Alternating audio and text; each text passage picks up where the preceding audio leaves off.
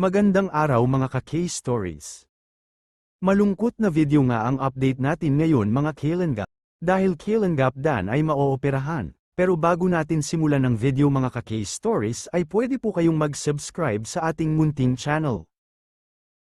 Malungkot nga na balita mga ka-K-Stories dahil Kalingap Dan ay dadaan sa isang surgery dahil di umano sa bukol sa kanyang tiyan. Di nga ito inaasahan ni Kalingap Dan dahil ang sadya lang niya di umano sa hospital ay magpapa-check up pero nauwi nga ito sa isang surgery.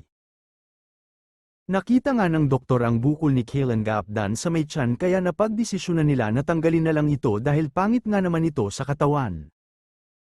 Nilinaw nga ni Kalingap Dan na hindi ito malubhang sakit at inborn daw ho ito kaya wag daw ho tayong mag-alala.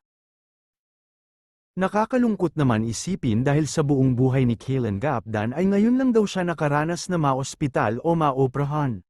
Kaya sabi niya sa vlog ay medyo kinakabahan nga siya at hiling niya ay sana matapos na ito agad. To the rescue naman si Kalingap Jomar dahil siya nga ang sumama at nagbantay kay Kalingap Dan dahil di nga pinaalam ni Kalingap Dan sa kanyang pamilya lalong-lalo na kay Kuya Brooks na kanyang tatay. Pati nga ang kanyang ka-love team na si Joy ay lubos din na nag-aalala kaya mga ka-K-Stories kaya isama po natin siya sa ating panalangin para sa kanyang fast recovery para maging normal na ang lahat. At para makabalik na din siya sa kanyang mga mission na pagtulong, kaya naman mga ka-K-Stories panoorin natin ang video na ito. Pero bago ang lahat don't forget to like, share and subscribe. And mga kalingap, time check po it's 5 AM na magsi-6 na po. And 7:30 AM po ang ating operation. Grabe, naka-ano na tayo. Dapat tawag dito, lab gown. Tapos ay nakaswero na. Swero pa lang po may pagsubok na nakatatlong injection sa atin, hindi mahanap yung ugat. Pero ito na. Grabe. Feeling ko tuloy may sakit na talaga ako. Huwag naman po sana. Sana po maging successful agad to. Natapos agad. Dahil habang palapit ng palapit po ako ay kinakabahan na po ako. Kaya salamat sa mga dyan, nagpapalakas ng loob natin. Sa mga supporters, sa mga pagmamahal nyo at suporta. Maraming salamat po sa inyo dyan. Pero wag po kayo mag-alala dyan, safe lang po tayo dito. Ano lang po ito, minor surgery lang ulit. Kaya update ko po kayo pagbalik po natin. At salamat sa pagsama nyo sa aking operation po.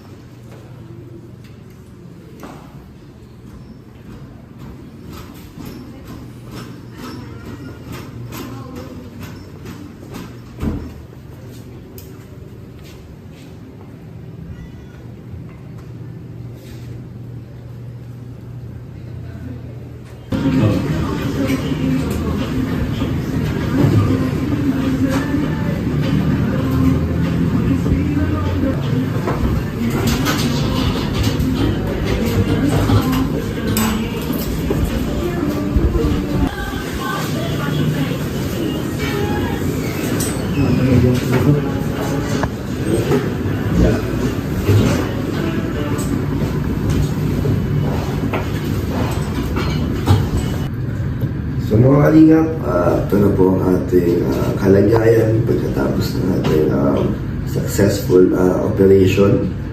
And Ayun, after 16 hours, ngayon lang po ulit tayo nakakain. At nagawa natin yung challenge ng mga fasting. Ayun, si Kuya Jomar nga natutuwa kasi hindi siya naniniwala na kinaya mo. Record breaker bro, record breaking yung fasting mo eh. So ayun po, gusto ko po magpasalamat kay Kuya Jomar sa sobrang effort niyang pag-asikaso, pag-uwi sa apartment. Nagdala ulit siya ng damit sa atin. Kaya thank you. Pag gumaling ako Kuya Jomar, babawiin ko yung pagmamalasakit mo sa akin. Tutulungan natin si Kuya Jomar sa kanyang kung ano man yung kailangan niyang tulong, nandito ako para Pagkain lang bro. Namayan ka bro. Pagkain lang bro. Ano pagkaya? Bayaran mo lang yung isang buwan kung sa upa.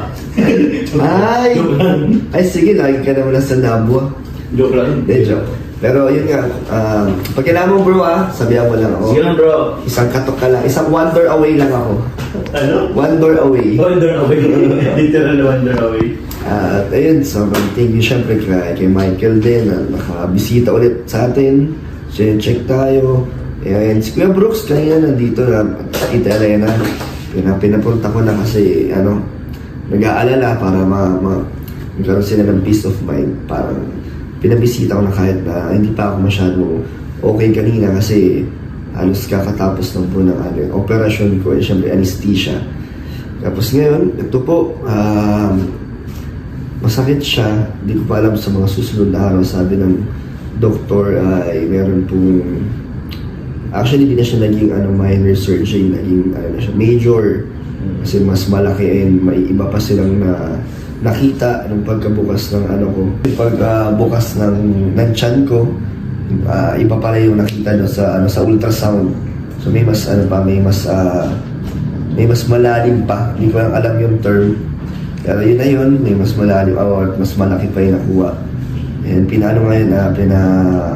biopsy para malaman kung saan nagmula. So 6 months daw tayo recovery. So ibig sabihin naman nun ay bawal tayo magbuhat ng kahit anong mabibigat. Siyempre lang yung pag-gym. Talagang hindi ko alam na tagal, di tayo makapag-gym, mawawala na yung natin. Yung gains, Yung build ng yung muscles natin mawawala, pero okay lang, at least basta maging normal ulit. Then, syempre sa loob ng 6 months din naman tayo, walang gagawin.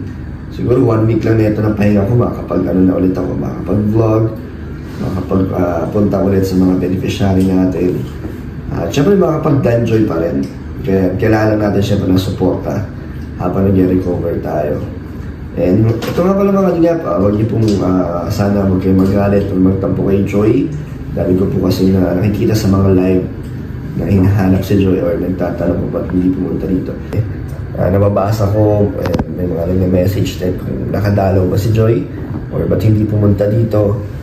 Yun nga, si Joy isa sa pinakauna po nangamusta sa atin nung nalaman niya na sa hospital at operahan tayo. Grabe din po yung pag-alala at syempre pag-suporta sa atin.